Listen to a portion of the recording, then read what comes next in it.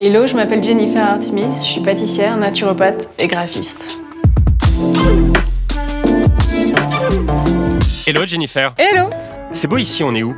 On est au but de Chaumont, en plein Paris. C'est quoi la naturopathie? C'est de l'hygiène de vie, c'est de la prévention de santé. C'est ce qui nous permet de bien connaître les lois de notre corps et de pouvoir intervenir pour éviter de tomber malade. Quand est-ce que cette idée a germé? Alors j'ai une grand-mère qui est très naturopathe et très justement santé naturelle. Et quand j'étais en pâtisserie, ça m'a vraiment manqué tout ça. Donc j'ai vraiment trouvé un moyen de combiner les deux. Et en hiver aussi, on peut trouver des plantes? Ah, on trouve des plantes toute l'année, ouais. Comment tu les choisis? Déjà, il faut qu'elles soient comestibles. Il faut que je puisse les cueillir à des endroits où il n'y a pas de passage et où il n'y a pas d'animaux. Et là, tu ramasses quoi? Là, j'ai trouvé de l'aubépine, j'ai trouvé de l'oxalis, des petits fruits de cynorhodon, très très riches en vitamine C.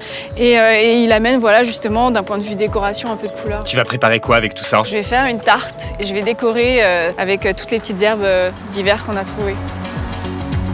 T'es pas une pâtissière comme les autres, toi. Je suis une pâtissière naturopathe, donc j'essaye de sourcer un petit peu plus mes ingrédients et de travailler aussi avec des choses qu'on n'a pas forcément l'habitude de voir en pâtisserie. Comment t'as commencé?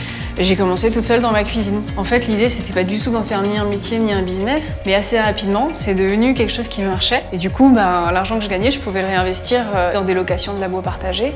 Et au fur et à mesure que j'ai pu avancer, j'ai pu aussi investir dans mon propre lieu.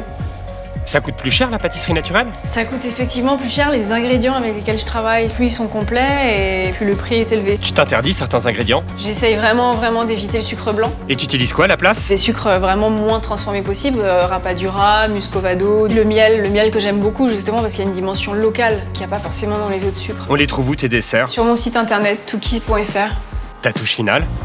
des petites herbes pour décorer.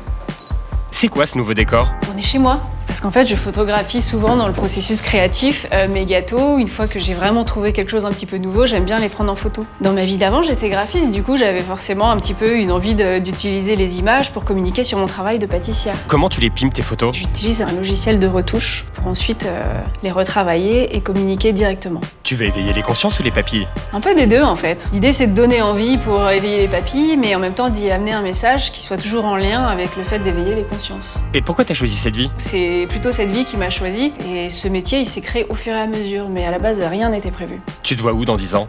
J'ai aucune idée de où je serai dans 10 ans. J'aurais toujours besoin d'avoir vraiment envie de faire ce que je fais et en lien avec la nature et en lien avec les questions environnementales. Après, ça peut être peut-être autre chose que de la pâtisserie. Je m'amuse énormément, mais dans 10 ans, ça évoluera certainement.